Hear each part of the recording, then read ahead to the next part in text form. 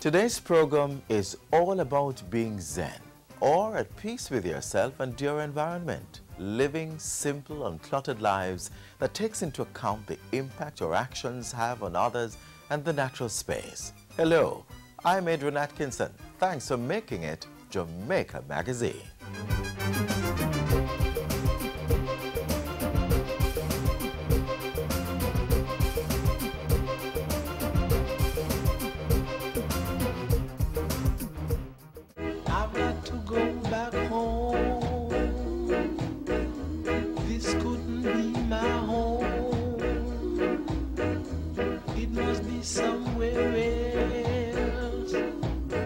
I'm so saddened by his passing. He spoke to me earlier in the week. He told me he was coming home. He was so excited to get back home. And then this morning, the news of his passing.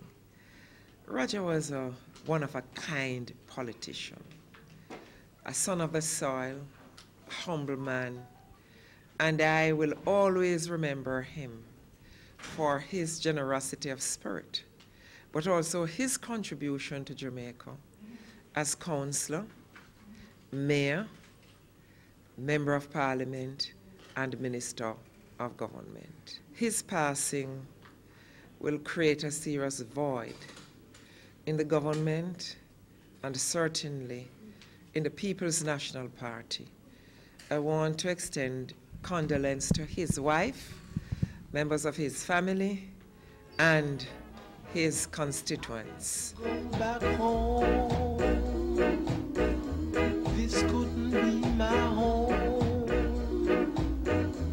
It must be somewhere else.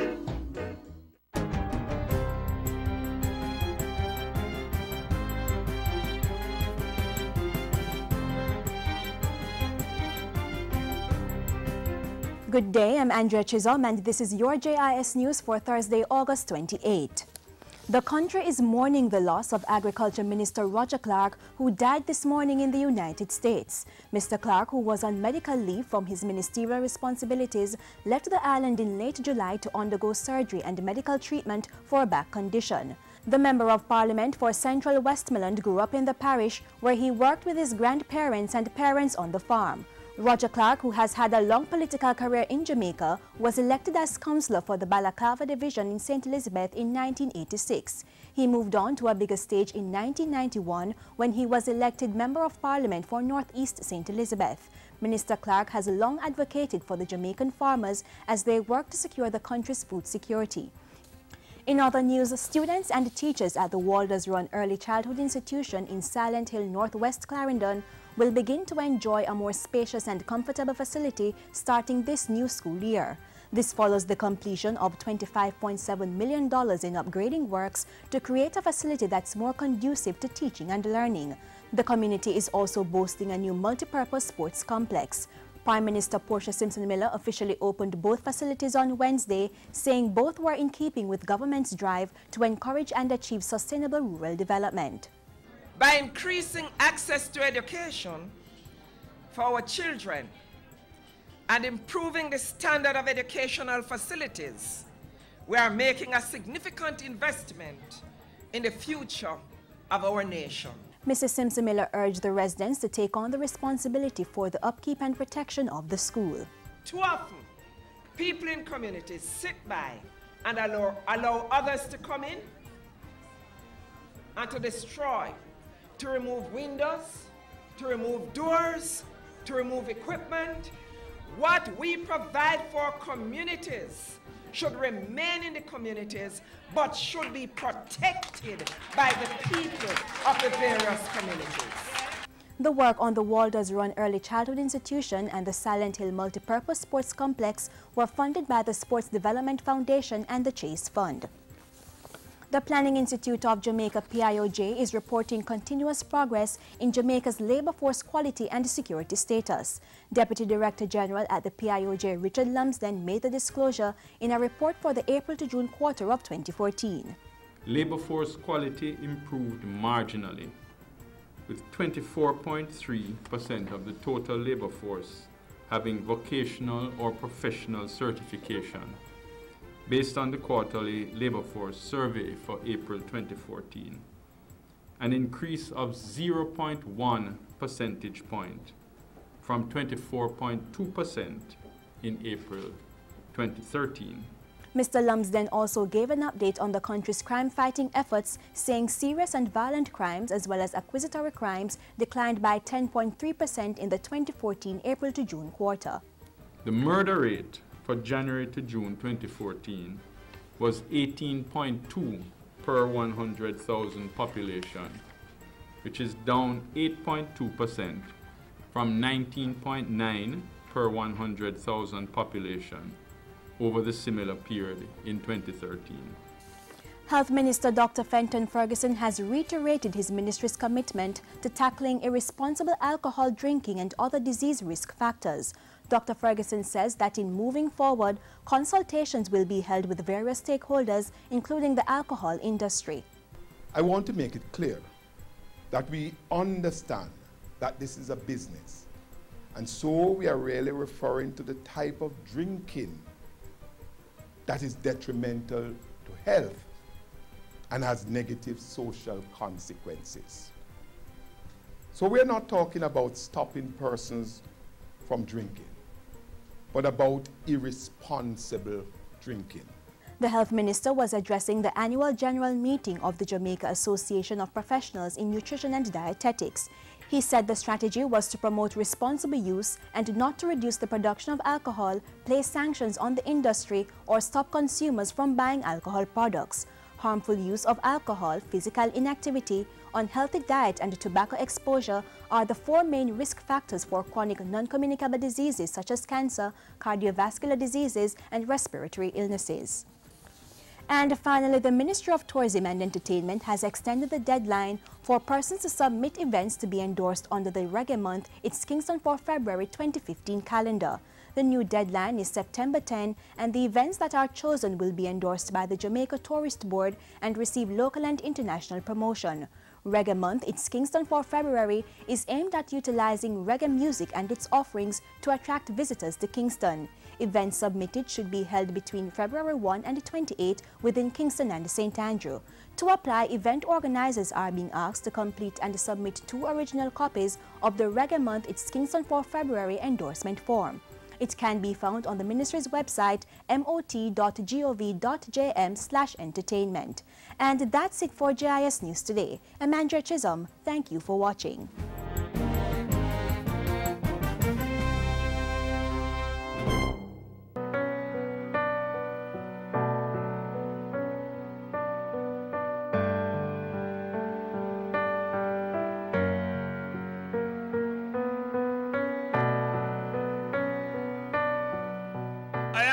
Into public relations gimmicks. I am about putting production in the ground. The only PR that we have in agriculture is planting and reaping.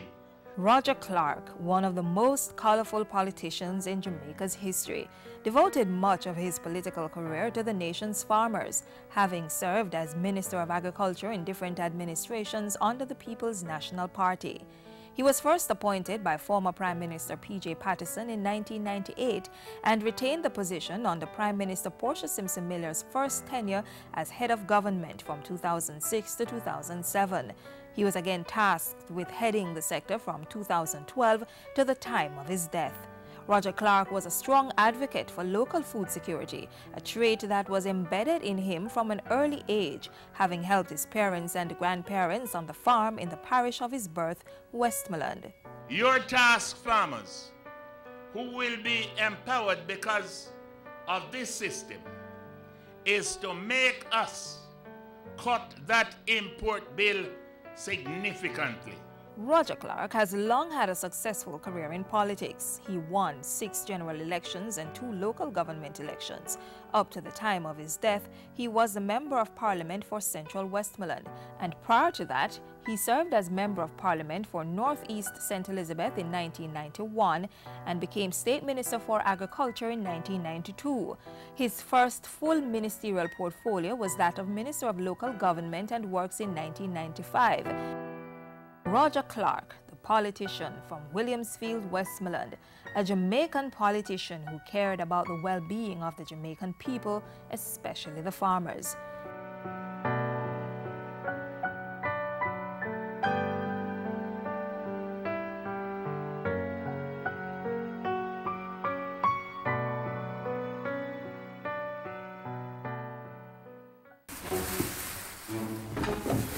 Some water we drink, please. Water gone. But me need water for cook. So how me go wash? Let's weather the drought. Start conservation measures today. Check for leaks around your house. Opt for shorter showers over long baths. Reuse water to water plants and lawn. Watch the amount of water you and your family use. Try cooking methods that don't require much water. And if you have a vehicle, avoid washing it regularly. Remember, water is as important as the air we breathe. So conserve our water, conserve our life. We hear all too often that a healthy environment supports our well-being, from our physical to mental health.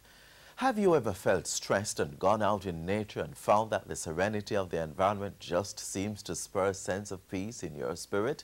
Well, that's due in no small part to one of the bulwarks of the natural environment. I'm talking about the trees. And as much as they do for us, the least we can do is return the favor, especially since we stand to benefit the most.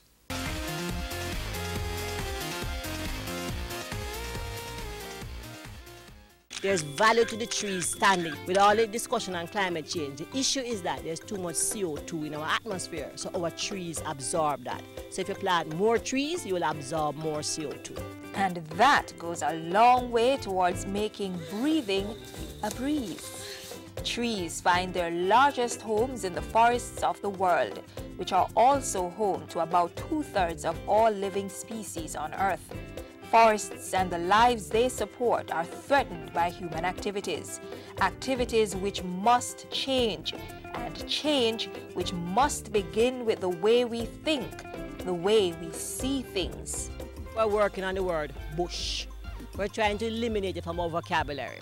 So everybody in Jamaica must start referring to the bush as a forest. Because you have all different types of forests. So if you see a little bush, probably is one of those really dry, secondary dry limestone forests like our hillshire. So it's a forest. The forest is an important site for life-sustaining resources. They're hoping to spread the word that forest conservation and protection requires partnership. NGOs, the private sector, communities, everyone can help. It's our responsibility. The rangers will see to it when this tree grows that nobody cut them down for lumber or building their house. We are here to protect what the forest department, help to protect what the forest department are planting. For our generation and those to come, let's do our part. Let's replant. Support the sustainable management, conservation and development of Jamaica's forests. After all, it's everybody's business. For more information, contact the Forestry Department at 173 Constant Spring Road, Kingston 8. Telephone number 924-2667-8. You may also contact the Jamaica Conservation and Development Trust at 920-8278-9.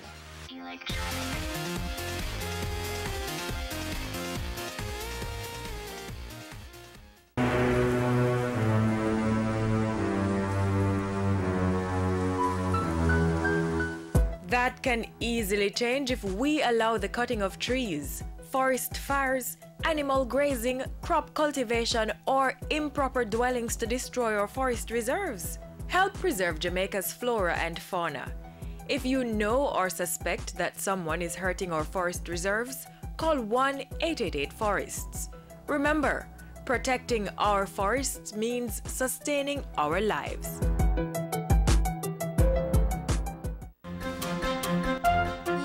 Watching Jamaica Magazine. We can't take much credit for the bounties of nature, but there is one man-made system with the power to affect our moods in profoundly positive ways. Take a listen. You have to actually listen to other persons while you're playing, while as focused on what you're doing. This is the cello. It's the middle of the string instrument. The strings are easy to remember and it's easy to play. I'm not wonderfully great in it, but I know that I can do something. Anytime I'm having a bad day, I just turn on my radio, listen to my songs, or play my violin. And it kind of calms down everything. 3 promising young persons sharing one goal. They are among many others seeking to take full advantage of the offerings of the National Youth Orchestra of Jamaica. Lying at its core, classical music and its transformational powers.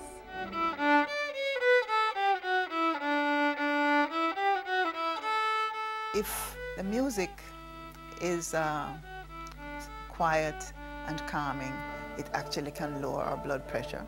If the music is fast, then it can actually increase our heartbeat, and it also affects our brain waves because the brain has different frequencies of brain waves according to how active we are. So the music gets in sync with the brain waves, so it can actually affect our brains. Here's a simple question.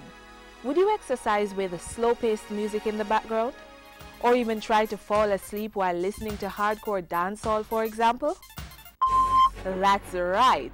Without us even thinking about it, music has a big part to play in how we do things. The effects of music on individuals are far-reaching. It has the potential to affect the physical, intellectual, emotional, psychological, spiritual, and social aspects of our lives. I'm from Maxfield Avenue. Living in such area, you know, lots of violence and stuff. When I want to escape, I think of my cello and just think of the music, that I just imagine that I'm playing it and just escape and go to that special place. We've seen people who moved from fighting each other to helping each other in the classes. Like when we first started, it used to be, oh my goodness, you're playing the wrong note. What kind of thing that? You're making us playing it again. And now it's like, okay, you're having problems, let me help you. While it's perhaps easy to understand the potential that classical music has to calm us in stressful situations, it is the physical and intellectual benefits which might amaze most. There is a connection between the mind and the body. So when we have negative thoughts and we have a feeling of hatred, then our immune system doesn't function very well. I met one kid in Colombia. He was hyperactive, and he turned out to be a great violist just by focusing his energies into music. We find that high-frequency sounds, like strings, flute, and so on, actually seem to make more connections in the brain.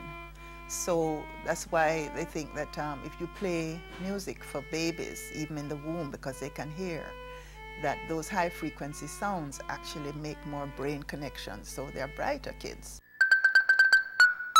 Music is simple like maths and English. Music by itself has many positives, but for those who are part of musical groups, there are added benefits too. It has a lot of discipline. You will have to interact with all of your partners. You will have to learn to listen to each other. So that way you will improve your personal relationships with everyone else. It teaches you how to act as a team, so it gives you critical problem-solving skills.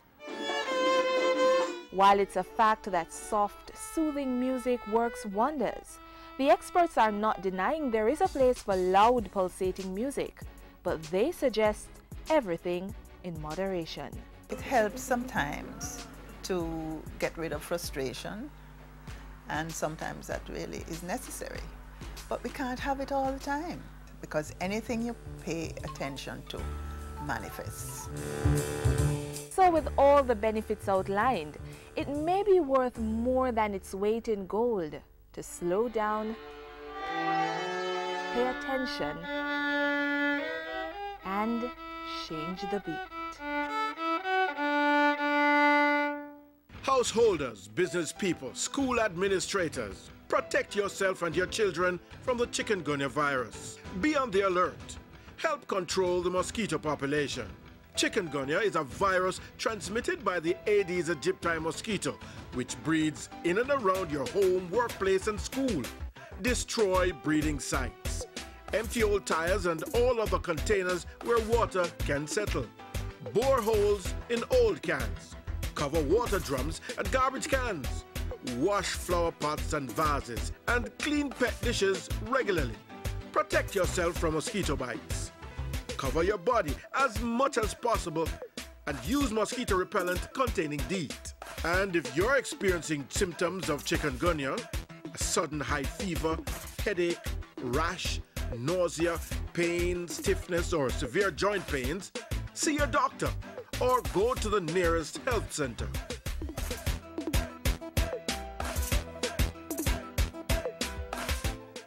This next feature speaks for itself.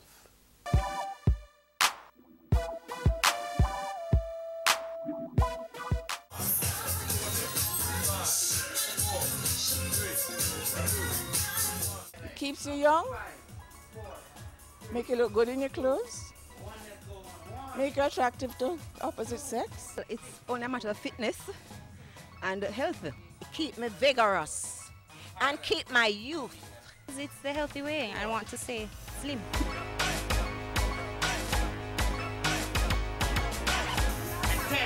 It is true that many of us know that exercise is good for us, but we avoid it.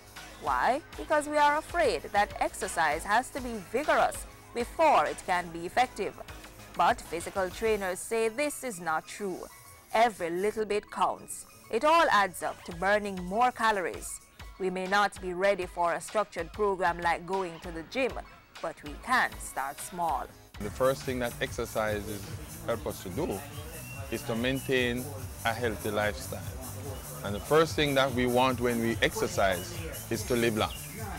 And so the longevity of life is in fact guaranteed for persons who live a healthy lifestyle by form of exercise. Medical experts say if we are not engaging in enough physical activities, we are at major risk for developing coronary artery disease.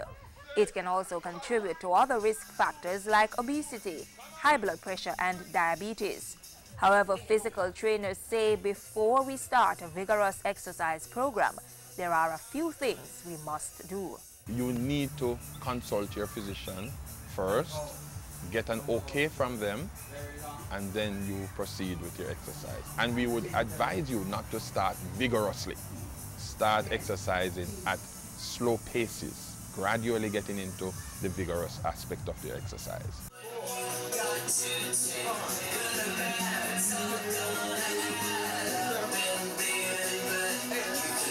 According to physical trainers, we must do any moderate to vigorous aerobic activity for a minimum of 30 minutes, at least 3 to 4 times per week. This is to reduce or eliminate some of the risks associated with a lack of physical activity as part of our regular routine.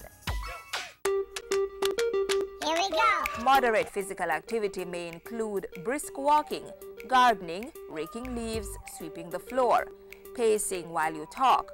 When you're on the phone, pace around. This is a great way to stay moving while doing something you enjoy. Getting up each hour to stretch or walk the stairs at work, and dancing can also make a difference. You don't have to go to a gym to exercise. And exercise is usually a routine that you consistently do, whether it's at home or at school, that you benefit from, the heart and the lungs and the other aspects of your body benefit from.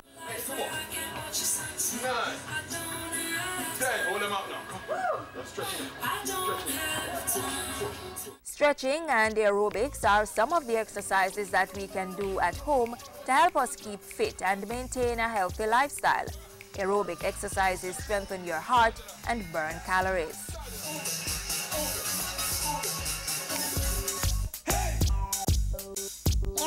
According to physical trainers, stretching exercises are essential for keeping our muscles flexible and our joints strong. You can stretch the body every day. Look in front, hold it there, 5, relax the hand, 4, 3, 2 more, 2, 1. We can all do exercise. I would probably only limit to the persons who are paralyzed from probably waist down. But even the persons who are paralyzed from waist down, their arms are able to do something. So you can do something with the hands. Physical trainers say if you experience any of the following symptoms during exercise, you must stop and rest. Dizziness or lightheadedness, abnormal heart rhythm, pain in the chest, under the breastbone, and or down the arm, pain in the knees, feet, or ankles. After, stop and rest. If the symptoms persist, you must call your doctor. I feel stronger, flexible. I feel so refreshed and like I can take on the day. And I think it has helped to make me look youthful, so exercise is great. It firms up your muscles and it gives you more energy. We can all improve our health and well-being and have fun by including moderate amounts of physical activity in our daily lives. Remember, if fitness is the goal, exercise is the way to get there. Be health-wise. Very good.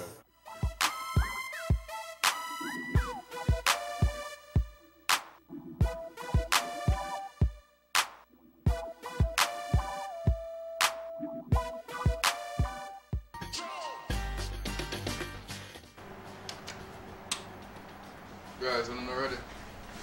Ready a long time. Let's go. Ready, Mona? Yeah. Oh, Shelly, I have a file for you for tomorrow, okay? All right. I'm going to leave it on your desk. Sure, go right ahead. But Shelly, you don't shut down the computer. But it not gonna do nothing. But of course, when you leave it on, it burns excess energy. I say go? Yes. Okay.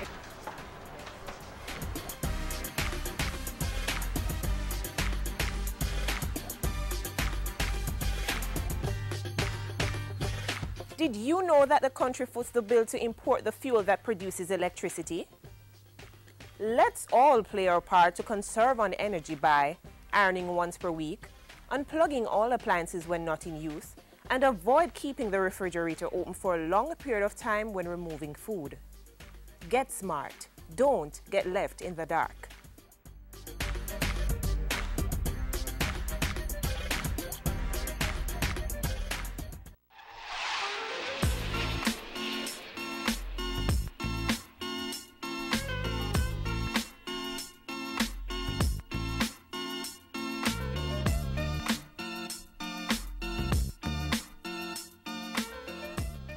So my next goal is to go out and experience nature a whole lot more.